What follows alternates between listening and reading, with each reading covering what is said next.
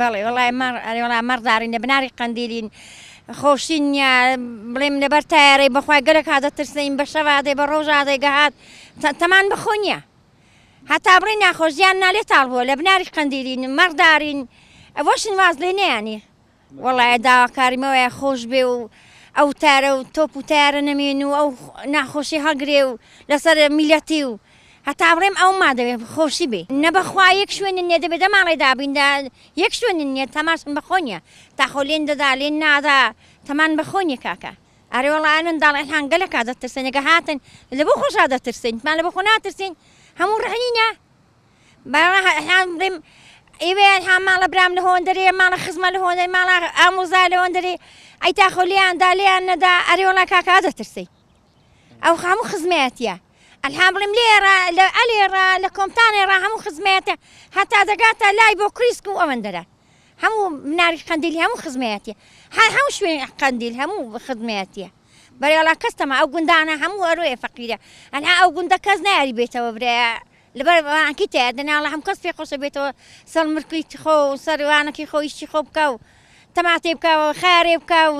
هەموو شتی بکە نیوەجاتی خۆ دەحامەل بێنی و خۆش نییە دەحامەل بێنی بەخوای منداڵەکن خۆ دەچوون چەند نەمێژە نێوێران بستنە یەک حەشتە بای ئەساسدا ئێمە گەچاو لە مەسەلەیە و بۆمبارانانە بکەین دەتوانین بڵێن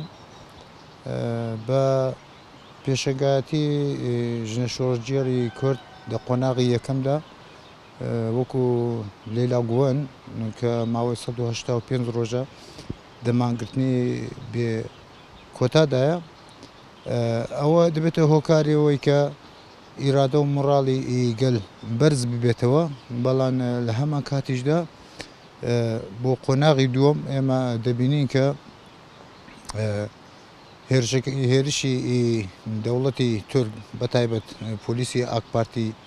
بۆ سەر گەل و بۆ سەر دایکانی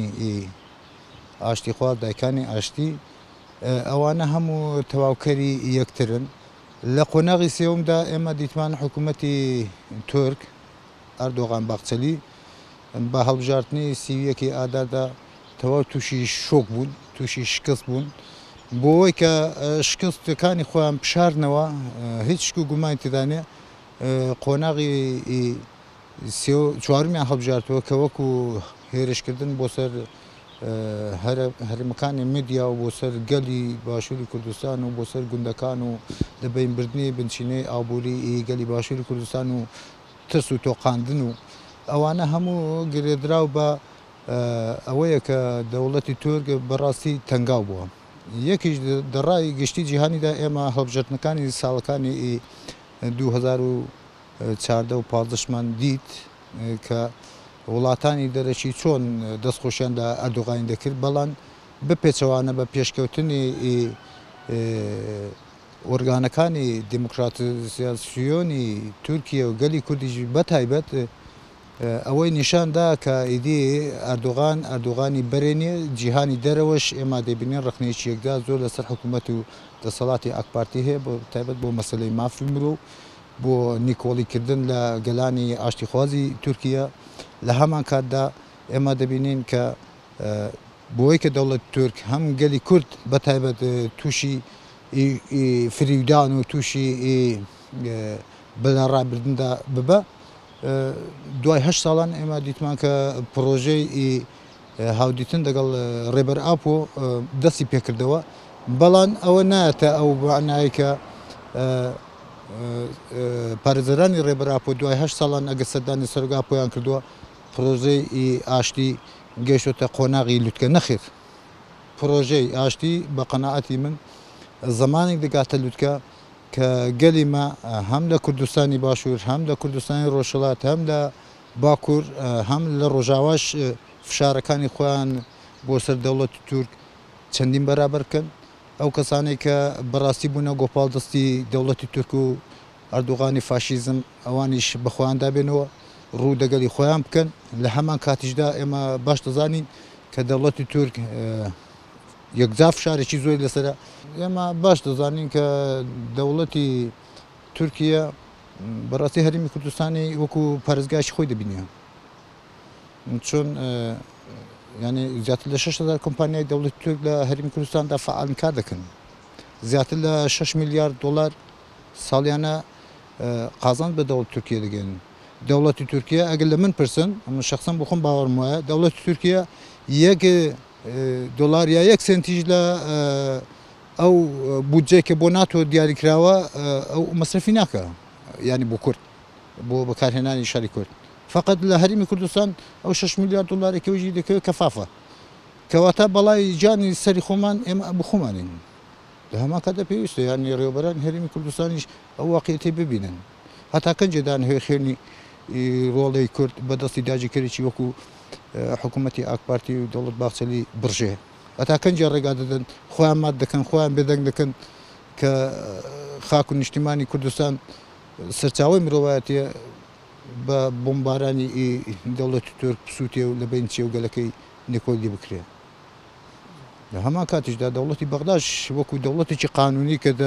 نەتەوەگرتوەکاندا ئاڵای هەیە یان پێویستە پارێزەری خاچی خۆی بێ دەڵا من دەوڵەتی عێراقم دەوڵەتی عێراق چ دەوڵەتێکی نەتوانی وڵاتی خۆت پارێزی دەڵێ هەرێمی کوردستان سەر بە حکوومەتی مرکزی عێراقە باشە مەگەر دەوڵەتی عێراق سەر بە حکوومەتی دەوڵەتی هەرێمی کوردستان سەر بە حکوومەتی مرکزی عێراقا ئایا تو بۆ وەختی ڕێفراندۆمەکەی هەموو دەستیاندا بەدەستی یەک ئەو بەڵاون هامەتیان هەرچەند ناوەخت بوو ئەو ڕێفراندۆمە دەزیگای خۆیدا نەبوو وەخت و کاتی نەبوو بەڵام هەموو دەستیاندا بە یەکەم و دەواازە سنوورەکانیان بە فڕۆکەخانەکانیان بەست ئەو نەهامەتیان بەسە گەلمادا هێنا تووشی و قەیران ناکرد بەڵام لە کاتێکدا کە دەوڵەتی تورکیا بۆ هەموو تار و تەکنۆلۆژیای دێ بەسەر کوردستاندا دێ دەوڵەتی عێراقی بێدەنگە بەڵێ ئەویش تاوانبارە دەوڵەتی عێراقی پێویستە ئاکتیوتر وەکو دەوڵەتێک کە سیادە یا بڵێن توانایی پاراستنی خاچی یەک پارچەی عێراقی هەیە بە دیفاع لە خاکەی خۆی حەدیقە وتارێکی بدەن ئێمە هیچ شتێک لەوان نابینین کەواتە دێرداوە نیشانیماندا کە ئێمە کورد دەبێ یەک بگرین لەو قۆناغیدا کە ئێمە تێدا هێنا باشترین جواب بۆ هەموو داگیرکەرانی کوردستان یەکەتی نەتەوەییە وەڵی جا داواکاریمان چییە داواکار لە حکوومەتی عێراقی دەکەین بردمانەکان بە هەر شێوێکی ڕابگرن ینی حکوومەتی تورکیای نە فەرقی بە پەکەکەی دەکا نە فەرقی بە هاوڵاتیان دەکا بەڕاستی ینی ئەمە گەلێرەکانەینە ژیانمان لە مەترسیدەیە ئەگەر نەشێ ینی لە خوارێ نەعاوێەوە بە هیچ شێوەیەکی ینی بیر دەکەینەوە بڵێن ناین لەبەر ئەو ماڵ و منداڵی ناین بەس ناعاوینەوە بژێوی ژیانیشمان لەسەر ئەو عیوانەیە بەرەوەڵا ینی کە دێ جارەوەیە کە تێ تیارە کە لێشی نادا هەتا بەیانی ژن و منداڵ خەویلی ناکەوی ینی باوەڕتە بێت لە ماڵەکانی جانامێنی هەتا بەیانی بەس زیڕ و هۆڕ و ینی بەڵام چ بکەین ژیانەکەەوە ئارە وڵاتە سوودراوکێ و وەڵا پێویستە خەڵک هەڵوێستی هەبێ خۆپیشاندام بکە ینی ئەگەر عیزبە دەسەڵاتدارەکانیش هەڵوێستیان نەبێ پێویستە میلەت هەڵوێستی هەبێ بە هیچ شێوەیەکی نێتە هەرێمی کوردستان ئەوە دەیبینیەوە هاتووە لای برای دۆست و ئەگەر ئەوە بڕوا بەخوای دێتە ئێرەکانەکەش ئێرەشمان لێداگیر دەکە هەچەندە بێ هەڵوێستیە ینی ئەگەر میلەت ئەو شتەی بکات دەنا حکوومەت نایکە هەر تەماشایکە لە هەولێرێ لە سلێمانیە هەموو ڕۆژانە بەرپرسانە دێن یعنی تا ئێستا ڕۆژێک ڕۆژان قسەی کوانە کراوە لەسەر ئەوەی کە بردومان دەکرێن ئەو بناری قەرلین بۆ دمان دەکرێت خەڵکەکە تێدا دەچی ینی بەڕاستی کارێکی نابەجێیە